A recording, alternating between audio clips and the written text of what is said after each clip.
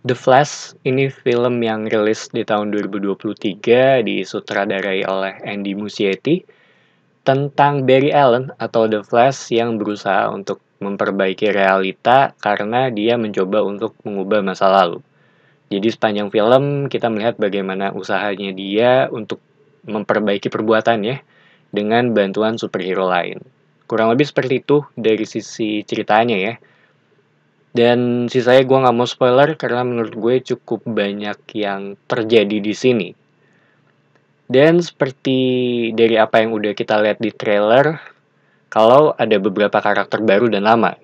Yang lama tuh ada Michael Keaton dan Ben Affleck, sedangkan yang baru tuh ada Supergirl ya. Dan ini gue ngomong berdasarkan apa yang mereka tampilin di trailer. Cuma sepanjang gue nonton ya, khususnya dari bagian awal sih, gue sendiri merasa cukup beruntung karena gue ngikutin TV seriesnya The Flash versi Grant Gustin ya. Jadi bisa dibilang ya gue kurang lebih udah tahu nih kemampuan apa aja yang The Flash punya gitu. Soalnya di film ini tuh mereka langsung nunjukin skill-skillnya aja gitu. Contohnya tuh kayak kemampuan facing yang ada sejak awal film ya. Bahkan di Justice League juga, seingat gue mereka nggak menggunakan skill ini. Dan ketika gue mencoba untuk memposisikan diri sebagai penonton awam ya mungkin akan sedikit bingung gitu dengan dari sisi kemampuannya yang The Flash punya. Jadi skillnya menurut gue agak kurang penjelasan sih. Kalau menurut gue ya. Beda kasusnya dengan Supergirl yang emang 11-12 dengan Superman kurang lebih ya kemampuannya sama. Atau bahkan Batman gitu yang semua orang ya bisa dibilang udah pada tahu gitu skillnya apa aja. Tapi balik lagi ini murni menurut gue. Selain itu dari sisi cerita yang dibawa juga dia bisa dibilang cukup masuk akal sih. Mungkin karena project ini kan udah berjalan cukup lama ya. Jadi buat gue ya untuk film ini ya terhitung oke gitu. Koneksi ini dan itunya juga bisa dibilang rapih. Jadi semua tuh terhubung di satu benang merah. Nggak terpencar-pencar. Terhitung simpel juga. Mereka ngejelasin time travel juga nggak ribet.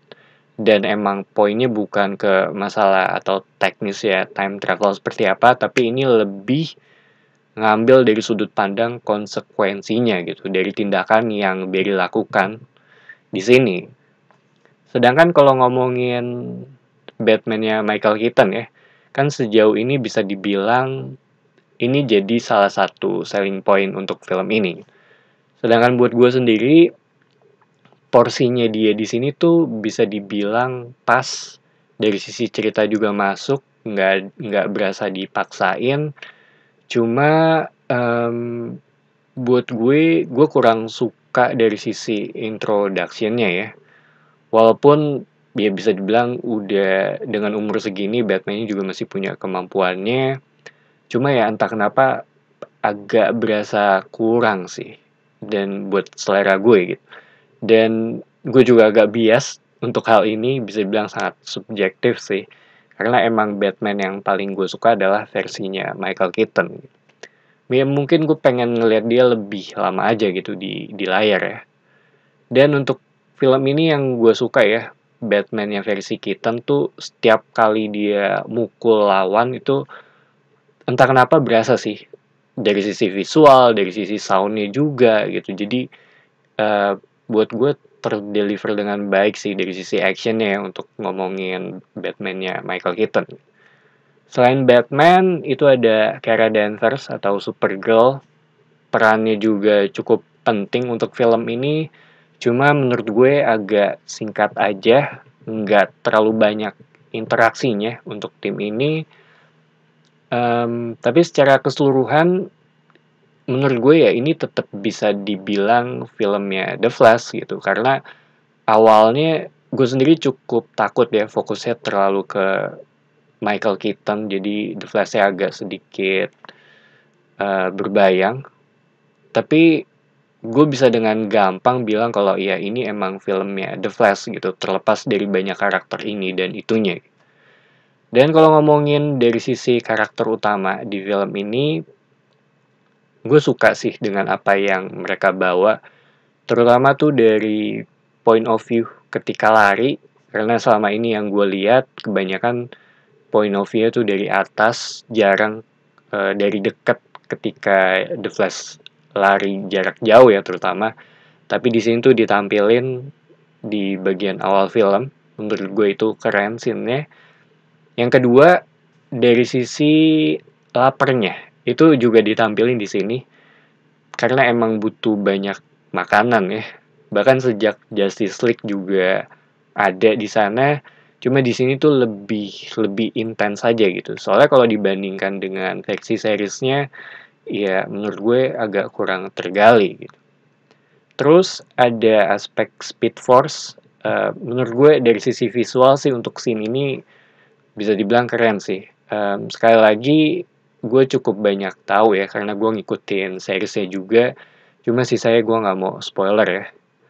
Sedangkan dari sisi jokes, ini yang salah satu hal yang gue nggak expect sih. Karena awalnya gue kira bakal terlalu banyak jokes, tapi ternyata ya enggak juga. Ada beberapa bagian yang menurut gue kena banget di gue, buat gue lucu. Terus ngomongin aspek rasio, ini juga harusnya sih kalau nonton di IMAX ya, layarnya akan full screen. Kalau ditanya apakah ini film comic book terbaik, buat gue enggak. Cuma kalau dari sisi surprise ya, ini bisa dibilang salah satu yang terbaik belakangan ini.